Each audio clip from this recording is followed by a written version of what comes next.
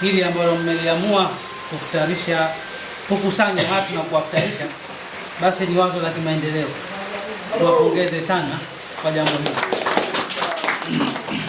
Sisi siku zote tunakuwa tunatamani sana makundi ya hamasa yabadilike katika mfumo ule uliokuwepo kwenda katika mfumo mwingine.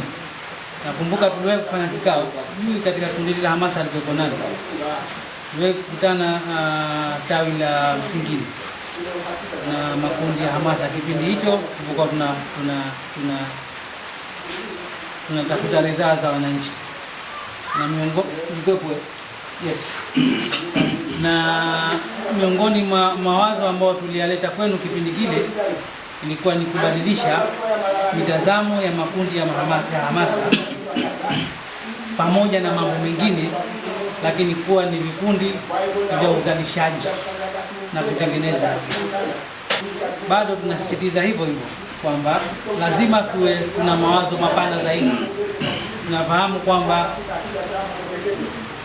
tunahitaji shughuli ambazo zitatuingizia kipato.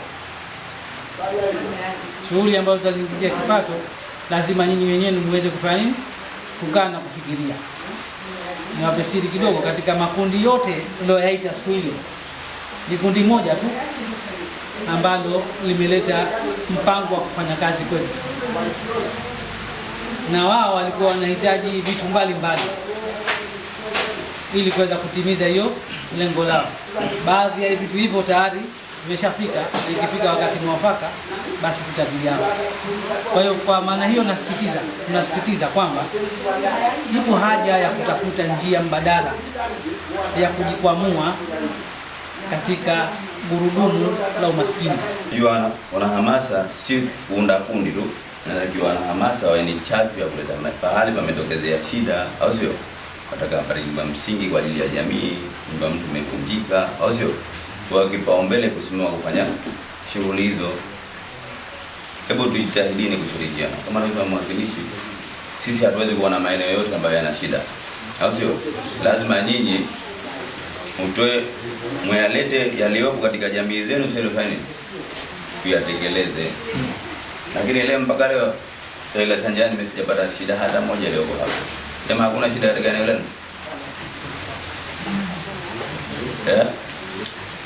Hasa malafu mtakuja kulaumu. Unajua mtafanya hivi wananchi watulaumu sisi. Lakini kwa mna nyinyi, kwa sababu nyinyi karibu na kama mwakilishi ni kutafuta tatizo shida katika eneo letu, sio? Ukatupelekea bwana mtu hapa shida hana maji. Kama hapa mlisema hapa na maji, tukafanya jitihada, mpira sio upo sasa hivi. Watu sio waoga. Hawaogi. Au sio? Lakini hata ule hamasa ya kufanya watu waonge mpira, Mungu hamasisha watu waonge. Watu umekaa tu mpira, ujulikane ukoje, umeletwaje. Sasa hivi tumepeleka mpira mwingine huko kule nyuma kule. Nafikiri mmeona wala. Tukatunge tupeleke mpaka kule kule. Hebu tupeni hizo changamoto. Sisi tunachukua nafasi hizi kwa ajili ya kutumikia watu, sio jambo jingine lolote. Hii ni miaka mitano ya neema. Tujulikane miaka mitano ijayo ikoje. Fursa ya miaka mitano hii tutumieni. Lakini tutatumiaje? Tuungeni vikundi, tutawasaidia kuvisajili. Mplan jambo la kufanya.